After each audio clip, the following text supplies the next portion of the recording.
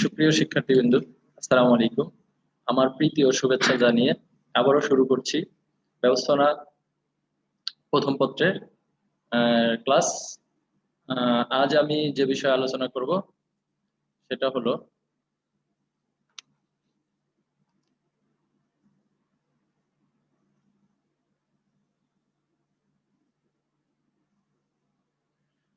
বাংলাদেশে ব্যবসা পরিবেশের অবস্থাটা। বাংলাদেশের ব্যবসা পরিবেশ কি কি উপাদান নিয়ে গঠিত সেগুলো আমরা জানবো। প্রথম হচ্ছে প্রাকৃতিক উপাদান, দেন অর্থনৈতিক উপাদান, সামাজিক ও সাংস্কৃতিক উপাদান, রাজনৈতিক উপাদান, প্রযুক্তিগত উপাদান ও সর্বশেষ হচ্ছে আইনগত উপাদান। এখন আমরা এগুলার মূল আলোচনা করব। তো প্রথমে ছিল প্রাকৃতিক উপাদান। আসলে প্রাকৃতিক পরিবেশটাই হচ্ছে প্রকৃতিগতভাবে যে উপাদানগুলো নিয়ে গঠিত, সেটাই মূলত প্রাকৃতিক উপাদান। এর মধ্যে হচ্ছে যেমন ভূখণ্ড, পাহাড় পর্বত, নদী নালা, এগুলোই হচ্ছে প্রাকৃতিক উপাদানের মূল উপাদান। এখন বাংলাদেশের প্রাকৃতিক পরিবেশটা কেমন? বাংলাদেশ হচ্ছে, আমরা সকলেই জানি যে নদী পরিপূর্ণ বা নদীতে পরিপূর্ণ একটা দেশ, যেখানে আহ, প্রাচীনকাল থেকেই এই নদী বাণিজ্য বা নদী ব্যবসা গড়ে উঠছে। বাংলাদেশের প্রাকৃতিক পরিবেশের অধিকাংশ উপাদানই ব্যবসায়ের অনুকূল। নদী বিধৌত পল্লী দ্বারা গঠিত বাংলাদেশের অধিকাংশ ভূভাগই কৃষি, ভোগ্যপণ্য ও কাঁচামাল উৎপাদনের সহায়ক। নাতিশীতোষ্ণ জলবায়ুর কারণে সারা বছর ব্যবসা বাণিজ্য পরিচালনায় কোনো সমস্যা হয় না। প্রাকৃতিক গ্যাস, কয়লা সহ নানান খনিজ সম্পদ রয়েছে এদেশে, যা শক্তি সম্পদের গুরুত্বপূর্ণ উৎস। খনিজ তেল পাওয়ার সম্ভাবনাও রয়েছে এখানে। ছোট পাহাড় ও টিলায় চা চাষ, চা শিল্প গড়ে উঠতে সহায়ক হয়েছে। পৃথিবীর অন্যতম ম্যানগ্রোভ বন সুন্দরবন, এটাতে বনজ প্রাণীর সম্পদে ভরপুর। রাঙামাটি, বান্দরবন ও খাগড়াছড়ির নয়নাভিরাম পাহাড়, কক্সবাজার থেকে টেকনাফ ও শাহপরীর দ্বীপ পর্যন্ত বিস্তৃত সমুদ্র সৈকত পর্যটন শিল্পের জন্য খুবই আকর্ষণীয়, এবং এটা ভ্রমণ শিল্পকে ক্রমাগত বিকশিত করছে। প্রবাল দ্বীপ তার মধ্যে একটা অন্যতম একটা। সেন্ট মার্টিন আর সাগরের নীল পানি সবাইকে হাতছানি দেয়। দেশের দক্ষিণাঞ্চলে বিস্তৃত বঙ্গোপসাগর মৎস্য সম্পদে সমৃদ্ধ। বন্দর গড়ে তোলার সহজ সুযোগ এখানে গভীর সমুদ্র বন্দর গড়ে তোলার সম্ভাবনা জাগিয়েছে, যা কার্যকর করা গেলে দেশে ব্যবসা বাণিজ্য অনেক দূর এগিয়ে যাবে।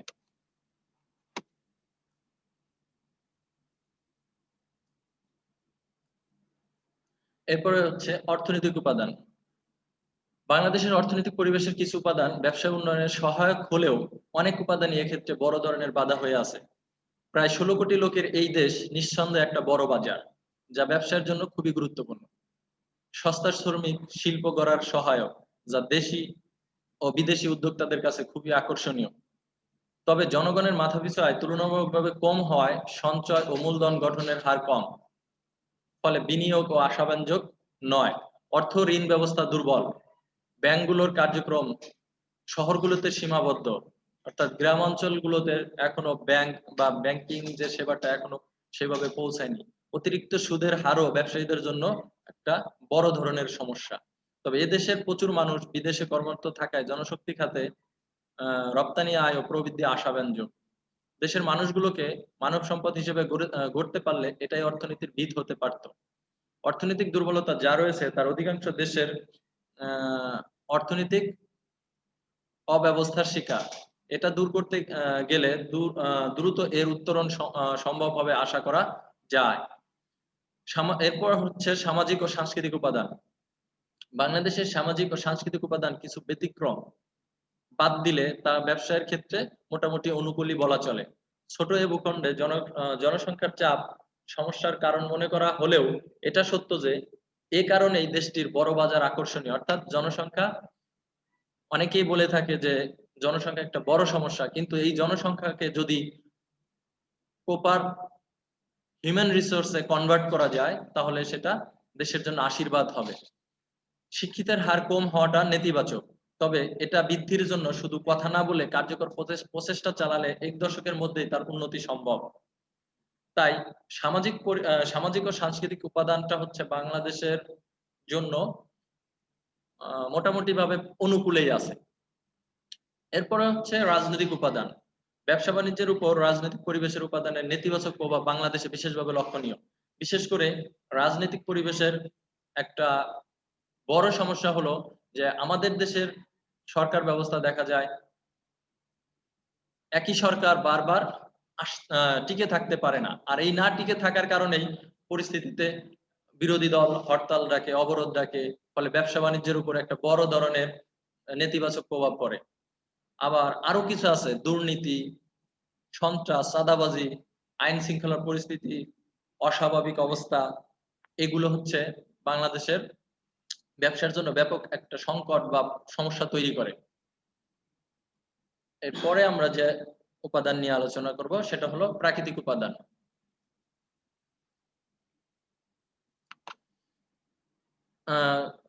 প্রযুক্তিগত উপাদান। বর্তমান তীব্র প্রতিযোগিতার বাজারে উন্নত প্রযুক্তির ব্যবহার ভিন্ন কোনো ক্ষেত্রে এগিয়ে যাওয়া সম্ভব নয়। অর্থাৎ বর্তমান যুগ হচ্ছে প্রযুক্তির যুগ। অর্থাৎ যে দেশ বা যে ব্যবসা প্রতিষ্ঠানগুলো প্রযুক্তির ব্যবহার সঠিকভাবে করতে পারবে সেই ব্যবসাগুলো তত বেশি ফ্লারিশ হবে বা বেশি বিকশিত হবে। তো বাংলাদেশ হচ্ছে একটা উন্নয়নশীল দেশ। এই উন্নয়নশীল দেশ হওয়ার কারণে প্রযুক্তির দিক থেকে বাংলাদেশ এখনো এগিয়ে যেতে পারেনি। আর এই কারণে এই প্রযুক্তিগত পরিবেশটা বাংলাদেশের অনুকূলে নেই। তবে বাংলাদেশ সরকার এবং বাংলাদেশের বিভিন্ন ব্যবসা প্রতিষ্ঠান চেষ্টা করছে উন্নত প্রযুক্তি ব্যবহার করে কিভাবে ব্যবসা প্রতিষ্ঠানগুলোকে এগিয়ে নেওয়া যায়। দেন এই পর্যায়ে আমরা আলোচনা করব আইনগত উপাদান। বাংলাদেশে ব্যবসায়িক পরিবেশের জন্য যে আইনগত উপাদানগুলো আছে ক্ষেত্র বিশেষে কিছুটা আধুনিক ও যুগোপযোগী হলেও অনেক আইনই যথেষ্ট পুরাতন বা যথেষ্ট অবসলিট হয়ে গেছে।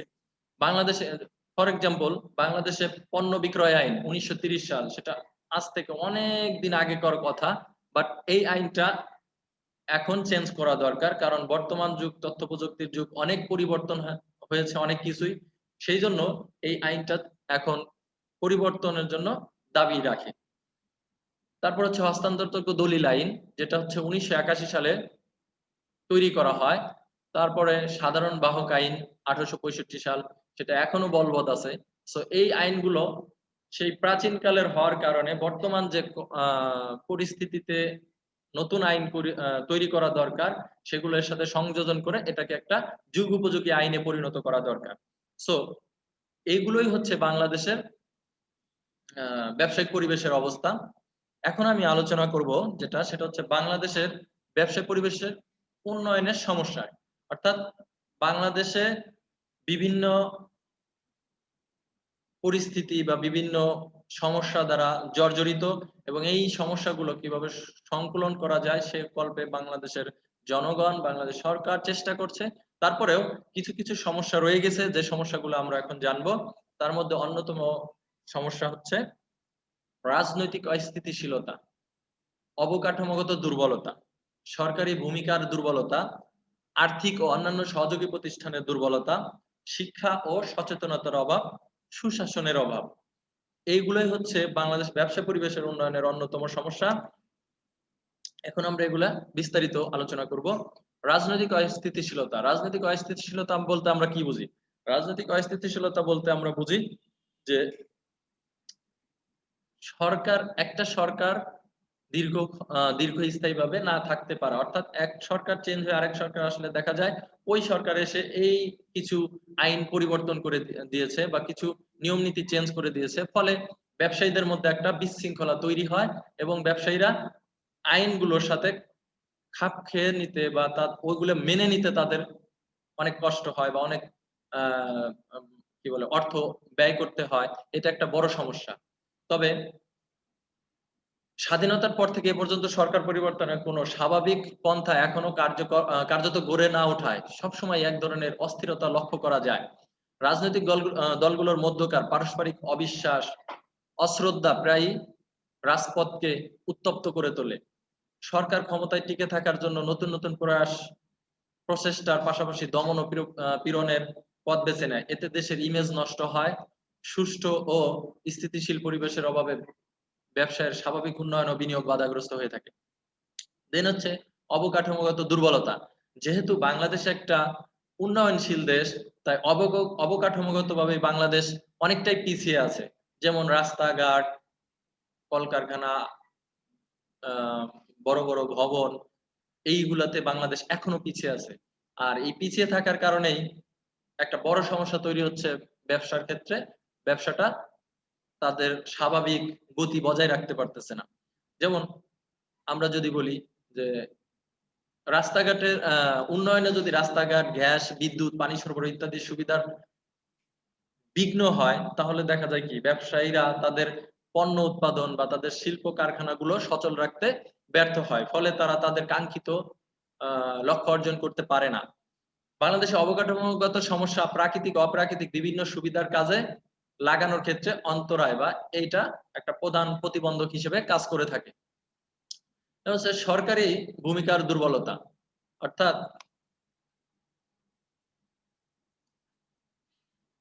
ব্যবসা পরিবেশ উন্নয়নে সরকারের ভূমিকা খুবই গুরুত্বপূর্ণ। ব্যবসা বান্ধব নীতিমালা প্রণয়ন করা, অর্থনীতি কেন্দ্রিক সরকার পরিচালনা, রপ্তানি বৃদ্ধিতে সহায়তা দান, আইন শৃঙ্খলা পরিস্থিতির উন্নয়ন ইত্যাদি কাজে সরকারের ভূমিকাই মুখ্য। অর্থাৎ এইসব ক্ষেত্রে সরকার যদি তার সর্বাত্মক সহযোগিতা বা সর্বাত্মক ভূমিকা পালন করে থাকে, তাহলে তা ব্যবসার জন্য অনুকূল পরিবেশ সৃষ্টি করে। কিন্তু আমাদের দেশে সেই পরিস্থিতিটা এখনো সেভাবে পরিলক্ষিত হয়নি। উন্নত যাতায়াত ব্যবস্থা, বিদ্যুৎ, গ্যাস ও শক্তি সম্পদের মতো অবকাঠামো নির্মাণ এবং নতুন নতুন শিল্প এলাকা গঠনে সরকারি উদ্যোগের প্রয়োজন পড়ে। এই সকল ক্ষেত্রে আমাদের সরকারের দুর্বলতা সহজেই বোঝা যায়। তাই সর্বোচ্চ সরকারের ভূমিকা না বাড়লে ব্যবসা পরিবেশ উন্নত হবে না। অর্থনৈতিক ও অন্যান্য সহযোগী প্রতিষ্ঠানের দুর্বলতা। ব্যবসা বাণিজ্যের উন্নয়নে ব্যাংক, বীমা সহ বিভিন্ন আর্থিক প্রতিষ্ঠান, শেয়ার বাজার ইত্যাদির সহযোগী ভূমিকা খুবই গুরুত্বপূর্ণ। অর্থাৎ ব্যবসা প্রতিষ্ঠানের জন্য অর্থ ব্যবস্থাটা হচ্ছে ব্যবসা প্রতিষ্ঠানের প্রাণ। অর্থাৎ অর্থনৈতিক ব্যবস্থা যদি ব্যবসা প্রতিষ্ঠানে ভালো না হয়, তাহলে সেই ব্যবসা প্রতিষ্ঠান ব্যর্থতায় পর্যবসিত হতে বাধ্য। অথচ আমাদের দেশে এই সকল প্রতিষ্ঠানের ভূমিকা ততটা শক্তিশালী নয়। সুদ বা লাভের হার বেশি হয়, ব্যবসা প্রতিষ্ঠানগুলো ঋণ নিতে স্বাচ্ছন্দ্য বোধ করে না। তারপর সহজে ঋণ পাওয়াও দুষ্কর। শহরাঞ্চলে আর্থিক প্রতিষ্ঠানগুলোর কার্যক্রম সীমিত থাকায় ক্ষুদ্র ও মাঝারি ব্যবসায়ীদের অধিকাংশই এর সুবিধার বাইরে। শেয়ার বাজার ক্ষুদ্র বিনিয়োগকারীদের জন্য মরণ ফাঁদে পরিণত হয়। এ থেকে ভালো কিছু প্রত্যাশা দ্রূহ। তাই ব্যবসা পরিবেশ উন্নয়নে এই অবস্থার উত্তরণ অতি জরুরি। এরপরে যে সমস্যাটা জর্জরিত বাংলাদেশের ব্যবসা পরিবেশ, তার মধ্যে অন্যতম হলো শিক্ষা ও সচেতনতার অভাব। বাংলাদেশের শিক্ষার হার কম। শিক্ষিত জনশক্তির অধিকাংশই স্বল্প শিক্ষিত এবং কার্যত কারিগরি ও ব্যবহারিক শিক্ষা বিবর্জিত। ফলে ব্যবসায়ের প্রতিটা ক্ষেত্রেই যোগ্য জনশক্তির মারাত্মক অভাব পরিলক্ষিত হয়। ব্যাপক জনসংখ্যার দেশ হওয়ার পরও আমাদের টেক্সটাইল সহ বিভিন্ন শিল্পে প্রচুর বিদেশি কাজ করে, যেটা খুবই হতাশাজনক। আসলে আমাদের দেশে অনেক জনসংখ্যা, এই জনসংখ্যাকে যদি যথাযথভাবে প্রপার ট্রেনিং বা কারিগরি শিক্ষা দিয়ে যদি এই প্রতিষ্ঠানগুলোকে নিয়োগ দেওয়া যেত, তাহলে সেটা ব্যবসার জন্য খুবই পজিটিভ হতো বা ইতিবাচক দিক হতো। যেমন বাইং হাউস গুলোতে তথ্য প্রযুক্তির বিভিন্ন ক্ষেত্রে যোগ্য লোকের অভাব বিশেষভাবে লক্ষণীয়, যা ব্যবসা পরিবেশ উন্নয়নের প্রতিবন্ধক। দেশের প্রাকৃতিক পরিবেশ সচেতনতার অভাবে বিপন্ন প্রায়। ভোক্তা অধিকার, খাদ্যমান ইত্যাদির এ কারণে উপেক্ষিত। ব্যবসা বাণিজ্যের উন্নয়ন না ঘটলে যে দেশের উন্নতি হবে না, এ বিষয়টা আমরা এখন বা সকলেই এখন বুঝতে পেরেছি। তাই এই সমস্যাগুলো উত্তরণের জন্য বাংলাদেশের জনগণ, ব্যবসায় গোষ্ঠী, সরকার সকলকে গুরুত্বপূর্ণ ভূমিকা পালন করতে হবে। এরপরে যেটা হচ্ছে সুশাসনের অভাব। সুশাসনের অভাব বাংলাদেশে শুধুমাত্র ব্যবসা ক্ষেত্রেই নয়, সর্বক্ষেত্রেই বড় ধরনের সমস্যা। বিভিন্ন সরকারি পাওনা ফাঁকি দেওয়ার সুযোগ ও প্রবণতা ব্যবসায়িক ক্ষেত্রে নৈতিকতা চর্চায় বাধাস্বরূপ। সর্বস্তরে দুর্নীতি প্রাতিষ্ঠানিক রূপ লাভ করায় ভালো ব্যবসায়ীরা নিরুৎসাহিত হয়। অন্যায় কর্মকাণ্ডের বিচার পাওয়া দুষ্কর। আইন প্রয়োগকারী সংস্থার ভূমিকা খুবই দুর্বল, ফলে সন্ত্রাসী, চাঁদাবাজি ও দুষ্কৃতিকারীদের দৌরাত্ম্য অসহনীয়। নিরাপত্তার অভাবে বিনিয়োগকারীরা বিনিয়োগে নিরুৎসাহিত হচ্ছে। সব মিলিয়ে সুশাসনের অভাব এদেশে ব্যবসা পরিবেশে উন্নয়নের বড় প্রতিবন্ধক হিসেবে কাজ করছে। এখন উপরে আমরা যে আলোচনা করলাম বাংলাদেশ ব্যবসা পরিবেশের উন্নয়নের অন্যতম সমস্যাগুলো।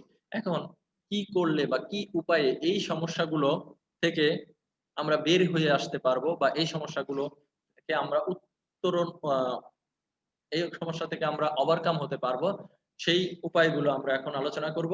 তার মধ্যে অন্যতম একটা উপায় হচ্ছে রাজনৈতিক দৃঢ় অঙ্গীকার প্রতিষ্ঠা। আমাদের দেশে রাজনৈতিক অস্থিতিশীলতা দূর এবং ব্যবসায় বান্ধব পরিবেশ সৃষ্টিতে রাজনৈতিক দলগুলোর দৃঢ় অঙ্গীকার থাকা উচিত। রাজনৈতিক হানাহানি, বিশৃঙ্খলা, হরতাল, মারামারি, ধর্মঘট, অবরোধ ইত্যাদি বন্ধ করা না গেলে ব্যবসার উন্নতি হবে না। এই বিষয়টা রাজনৈতিকদের বুঝতে হবে। অর্থাৎ দেশের যদি উন্নয়ন হয়, ব্যবসায়ীদের যদি উন্নয়ন হয়, তাহলে সেটা সবার জন্যই উন্নয়ন বয়ে নিয়ে আসবে।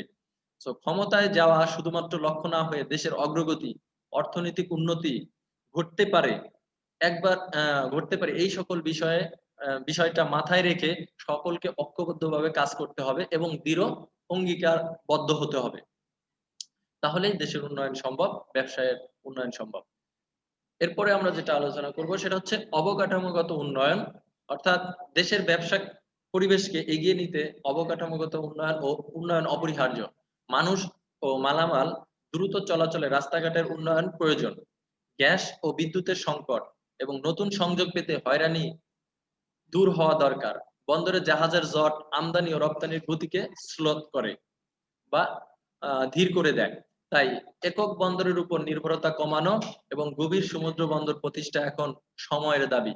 এ সকল ক্ষেত্রে উন্নয়ন সাধনের মাধ্যমে ব্যবসা পরিবেশে গতি সঞ্চার করা যেতে পারে। এরপরে হচ্ছে অর্থনৈতিক বাধা অপসারণ। অর্থাৎ ব্যবসায়ীদেরকে বিভিন্ন ব্যাংক, বীমা বা আর্থিক প্রতিষ্ঠান থেকে লোন পেতে বিভিন্ন ধরনের সমস্যায় পড়তে হয়। অর্থাৎ ছোট ব্যবসায়ীরা সহজে ব্যাংক থেকে লোন পায় না বা বিভিন্ন মর্টগেজ দিতে হয়। এটা একটা বড় ধরনের প্রবলেম। অর্থাৎ এমন এক ব্যবস্থা করে দেওয়া দরকার বা এমন এক ব্যবস্থা থাকতে হবে যেন তারা সহজেই ব্যাংক থেকে বা বিভিন্ন আর্থিক প্রতিষ্ঠান থেকে কি বলে আর্থিক প্রতিষ্ঠানগুলো থেকে ঋণ পেতে পারে। ফলে তারা তাদের ব্যবসা প্রতিষ্ঠানকে সহজেই কি করতে পারবে, বিকশিত করতে পারবে এবং সেই সম্পদকে কাজে লাগিয়ে ব্যবসার কাঙ্ক্ষিত লক্ষ্য অর্জন করতে পারবে। দেন হচ্ছে এ পর্যায়ে আমি যেটা আলোচনা করব সেটা হলো আইনগত আইন শৃঙ্খলা পরিস্থিতির উন্নয়ন। অর্থাৎ আইন শৃঙ্খলা পরিস্থিতি আমাদের দেশে যে অন্তরায় হিসেবে কাজ করে তার পরিবর্তন হওয়া জরুরি। যেমন ঘুষ, দুর্নীতি, সন্ত্রাস, চাঁদাবাজি, টেন্ডারবাজি যে সমাজে মারাত্মক রূপ নেয়, সেখানে ব্যবসা টিকে থাকতে পারে না। তাই ব্যবসাকে এগিয়ে নেওয়ার স্বার্থে সরকারকে এই বিষয়ে কঠোর সিদ্ধান্ত নিতে হবে।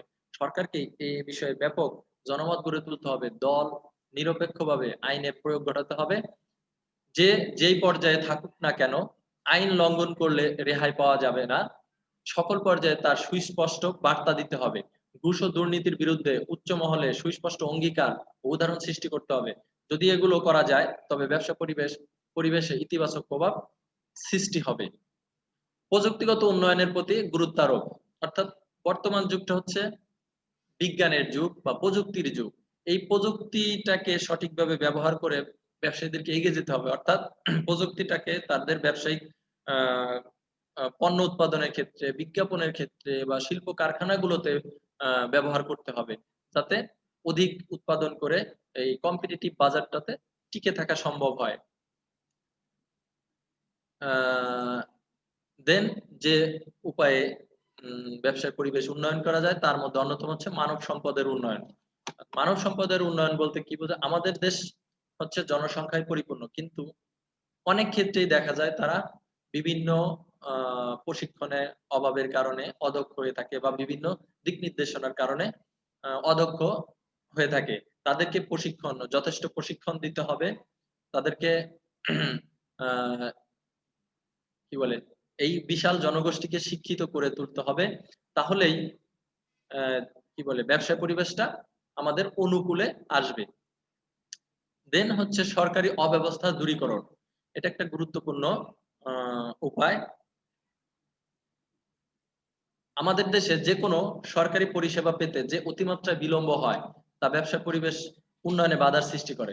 ব্যবসা প্রতিষ্ঠান গঠনে লাইসেন্স সহ বিভিন্ন কাজে সরকারি দপ্তরের অনুমোদন ও সেবা পেতে আহ, যে পরিমাণ বিড়ম্বনা পোহাতে হয় এবং এজন্য উৎকোচ দিতে হয় তা নিতান্তই দুঃখজনক। তাই কার্যকর ব্যবসা পরিবেশ উন্নয়নে অতি আনুষ্ঠানিকতা দূর করে পদ্ধতিকে যথাযোগ্য সহজ ও দ্রুত সম্পাদনযোগ্য করতে হবে। আমদানি রপ্তানি সহ সকল কাজে যদি সরকার অব্যবস্থা কমানো যায় তবে ব্যবসায়ীদের পক্ষে স্বচ্ছন্দে ব্যবসা চালানো সহজতর হতে পারে। আর এই অব্যবস্থা দূরীকরণের জন্য সরকার সাম্প্রতিক একটা উল্লেখযোগ্য ব্যবস্থা চালু করেছে, সেটার নাম হচ্ছে ই টেন্ডারিং। যেটা এই ই টেন্ডারিং এর মাধ্যমে বিভিন্ন ধরনের অব্যবস্থা, ঘুষ, উৎকোষের থেকে যারা টেন্ডার নিয়ে থাকে তারা এর থেকে রেহাই পায়। অর্থাৎ এটা হচ্ছে একটা মাত্র উপায় বলা হলো, কিন্তু আরো বিভিন্ন ক্ষেত্রে আমাদের ব্যবসায়ীরা বিভিন্নভাবে জর্জরিত বিভিন্ন সমস্যায়। আর এই সমস্যাগুলো সমাধানের জন্য বাংলাদেশের সরকার, বাংলাদেশের জনগণ, ব্যবসায়ী গোষ্ঠী, সুশীল সমাজ সবাইকে ঐক্যবদ্ধভাবে কাজ করতে হবে। তাহলেই ব্যবসায়ীরা তাদের কাঙ্ক্ষিত লক্ষ্য অর্জন করতে পারবে, দেশের জনগণের উন্নয়ন হবে, সমাজের উন্নয়ন হবে, একই সাথে দেশের উন্নয়ন হবে। সো আজকের মতো আমি এখানেই শেষ করছি। ধন্যবাদ সবাইকে। ইনশাআল্লাহ দেখা হবে পরবর্তী ক্লাসে। সবাই ভালো ও সুস্থ থাকো। আল্লাহ হাফেজ।